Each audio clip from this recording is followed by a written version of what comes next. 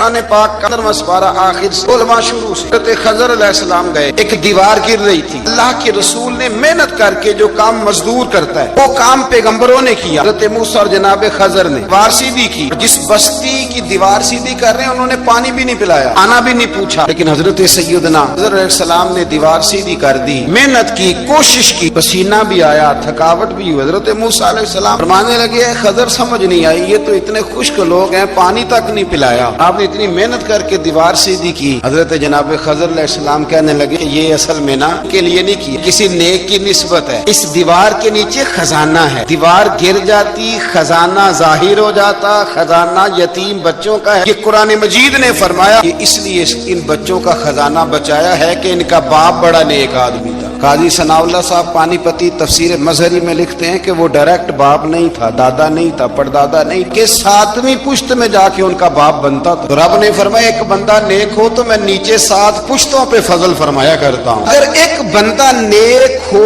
اور 7ویں نسل میں جو اس کی اولاد ہو اس کے خزانے کی حفاظت کے لیے اللہ نبیوں کی ڈیوٹی لگاتا ہے، بتائیے پھر میرے نبی کی اولاد کی کیا شان ہو، اہل بیت نبوت کا کیا مقام ہو، رسول اللہ کے خاندان کا کیا مرتبہ ہو۔ پہلی بات یہ ہے ادب ہی ہوتا ہے، ماں انگوٹھا چھاپ ہے، بالکل ان پڑھ ہے، حاضرہ قرآن مجید بھی نہیں پڑھنا آتا، بیگم صاحبہ نے MA اس کے بعد MPhil میں داخلہ لیا ہوا، ادب کس کا کرنا ہے، بیگم کا کہ اماں کا؟ ماں تو ان پڑھ ہے، بیوی پڑھی لکھی ہے، اس لیے کہ اماں کا ادب اللہ رسول نے بتایا، ہو سکتا ہے بیوی بڑی اچھی قاریہ ہو، عمدہ قرآن پڑھتی ہو، حافظہ ہو، عالمہ ہو، اماں کو ناظرہ بھی نہ پڑھنا، جنت پھر بھی ماں کے قدموں کے نیچے ہی ہے، سمجھ لیں۔ امام راضی نے ایک بات لکھی ہے، وہ کہتے ہیں جو قاضی ہوتا ہے نا، قاضی کے آداب لکھے ہیں امام راضی، فرماتے ہیں اگر جج کے پاس مقدمہ آ جائے، باپ اور بیٹے آپس میں جھگڑا ہے، تو پتہ چل جائے کہ باپ سچا ہے بیٹا جھوٹا ہے، تو 100 دفعہ کہے باپ سچا ہے بیٹا جھوٹا ہے، باپ سچا ہے بیٹا جھوٹا ہے، باپ سچا ہے بیٹا جھوٹا ہے، لیکن اگر اسے پتہ چل جائے نا کہ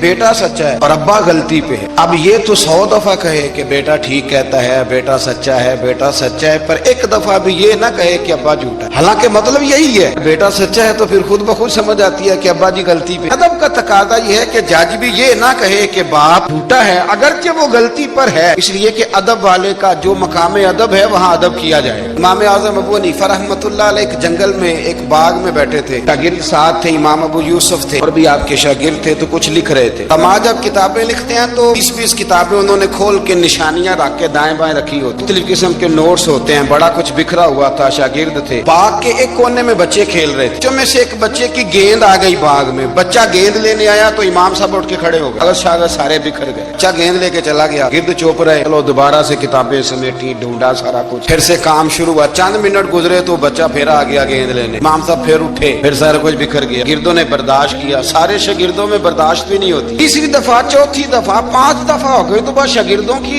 صبر تھا، حوصلہ، وہ جواب دے گیا، بچہ پتہ نہیں کتنی دفعہ آئے گا، جب وہ بچہ پھر آیا، امام صاحب بوڑھے آدمی تھے، گھٹنوں میں درد بھی تھی، بڑی مشکل سے اٹھتے، چیزیں ساری بکھر جاتی، بچہ جب 7ویں دفعہ تو امام صاحب پھر اٹھے، تکلیف سے اٹھے، امام ابو یوسف عرض کرنے لگے حضور یہ بچہ ہے، اس کی تو ڈیوٹی لگی ہوئی ہے گیند لانے کی، یہ تو 100 دفعہ آئے گا، امام صاحب فرمانے لگے یہ 100 دفعہ آیا تو میں 100 دفعہ اٹھوں، تو حضور کیوں اٹھیں گے؟ فرمایا یہ میرے استاد کا پوتا ہے، اصلا نال جے نیکی کریے تے نسلاں تاک نہیں بھول دے، اے اصلا نال نیکی کریے تے پھول کنڈیاں نال تول دے، میرے استاد کا پوتا ہے تو اٹھوں نا، یہ 100 دفعہ ہے میں اٹھوں گا، میں نے اس گھر سے فیض لیا ہے، یہاں ڈیوٹی کرنا میری ذمہ داری کا حصہ۔ نبی کریم حضور کے صحابہ ادراک والے لوگ تھے، بصیرت والے، نبی پاک کے خرچے بڑے، گھر میں 9 ازواج ہیں، 4 شہزادیاں ہیں، مہمان آتے جاتے، انہوں نے ایک پروگرام بنایا کہ ہر مہینے ہم اتنے پیسے جمع کریں گے، یہ جہاد کے لیے نہیں دیں گے، یہ مسجد کے لیے نہیں دیں گے، یہ صحابہ صفا کے لیے نہیں، خالصتاً سرکار کی بارگاہ میں پیش کریں گے، رسول اللہ یہ رکھ لیں اور جہاں آپ کا دل کرے آپ اپنی ذات پر، مہمانوں پر، گھر پہ خرچ کریں۔ جی جمع تو کر لیے ہیں تو اب حضور کو پیش کون کرے گا؟ ڈیوٹی لگی حضرت عباس، محبوب کے چچا ہیں، پیش کریں گے۔ حضرت عباس وہ پیسے لے کے دروازہ رسول پہ پہنچے، جانے بندے تھے تو لفظ بڑے سمجھداری کے ساتھ تلاش کیے، عرض کی یا رسول اللہ صلی اللہ علیہ وسلم آپ کے دن بھی ہمارے لیے ہیں، راتیں بھی ہمارے لیے، اب دن کو ہمیں تبلیغ کرتے ہیں اور رات کو رو رو کے ہماری بخشش کی دعائیں کرتے ہیں، حضور آپ کی 24 گھنٹوں پہ ہمارا ہی حق ہے، ہمارے لیے وقف کر دیا آپ نے۔ حضور ہم ایک حرف کا، ایک جملے کا بدلہ نہیں دے سکتے، تھوڑا سا نذرانہ ہے، ہمیں پتہ ہے اخراجات بڑے ہیں اور ظاہراً آمدن کے ذرائع کو نہیں تو قبول کر لیں۔ حضور کو جواب دینے ہی لگے تھے کہ اللہ پاک نے قرآن پاک نازل کر دیا۔ महबूब इनसे फरमा दो कि इस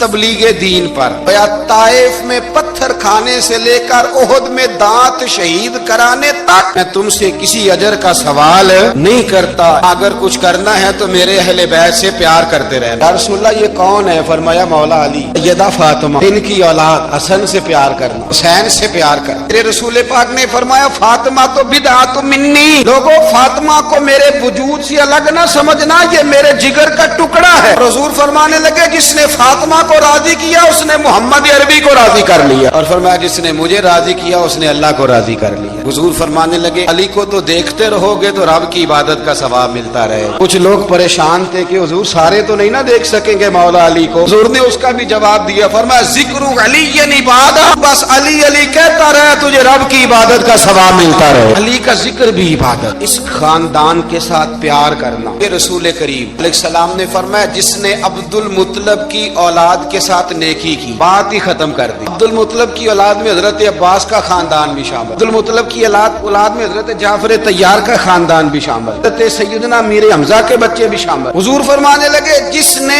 अब्दुल मुत्तलब की औलाद के साथ नेकी की, कयामत के दिन मुझ पर लाजिम है कि जब वो मुझसे मिलेगा तो मैं उसे सिला दूंगा। आला हजरत ये हदीस लिख के कहते हैं हमें सिले कहती नहीं, ये जो नबी पाक ने कह दिया ना जब वो मुझसे मिलेगा, मुस्तफा से मिलना ही सबसे बड़ा सिला है। एकदम शाबाशी करने लगे, एकदम से लाई है हस्ती में आरज़ूए रसूल, ये कहां कहां लिए फिरती है जुस्तजूए रसूल। अजब तमाशा हो मैदान हश्र में बेदम, सब हो पेशे खुदा और मैं रूबरूए रसूल। मैं हुजूर के सामने तो महबूब फरमाने लगे जब वो मिलेगा ना तो अजर मैं दूं। तेरे रसूल करीम अलैहिस्सलाम ना जरा एजाजी वक्त देते थे। ये सारा दिन ही इमाम हसन और हुसैन मस्जिद में रहते थे, सारा दिन हर वक्त हुजूर के साथ खेलते थे। इनका दरवाजा मस्जिद नबी में खुलता था घर का, लेकिन इसके बावजूद हुजूर फरमाते फातिमा आज मेरा दिल करता है तुम्हारे घर आके रात गुजारो। भाई कोई घर बड़ी दूर है, ये तो साथ ही तो है। सैयदा फातिमा फरमाती है मैंने कहा हुजूर बड़ी खुश नसीबी है तो महबूब ना रात को मेरे घर में आके सोए। फरमाती है मैंने चारपाई बिछाई नबी पाक के लिए, शख्स के सोने की जगह थी। हुजूर ने फरमाया मैं तो हसन हुसैन के लिए आया हूँ। रसूलुल्लाह फिर फरमाया ये मेरे साथ सोएंगे। मैंने अर्ज की हुजूर आपको दिक्कत होगी, कैसे सोएंगे? नबी पाक अलैहिस्सलाम ने फरमाया मैं सुला लूंगा। तो फातिमा कहती एक कंधे पे हुजूर ने इमाम हसन को लिटा लिया और दूसरी साइड पे इमाम हुसैन को लिटा लिया। कहती है इमाम हुसैन की आदत थी वो रात को दूध मांगते थे, मैंने बर्तन में रखा होता था, मैं डाल के देती थी। बच्चे मांगते हैं ना रात को दूध। फरमाती है रात को ना इमाम हुसैन ने दूध मांगा, मैं उठने लगी दूध देने के लिए। ने फरमाया बेटे तू लेट जा, आज मेरे साथ सोया तो दूध भी मैं ही पिलाऊंगा। कहती है कई दफा दूध मांगा तो कई दफा मेरे रसूल पाक ने उन्हें दूध पिलाया। और ये हर नाना नवासों से प्यार करता है, पर ये खाली नाना नहीं ना, इमामुल अंबिया भी सरवरे कौनो मकाम,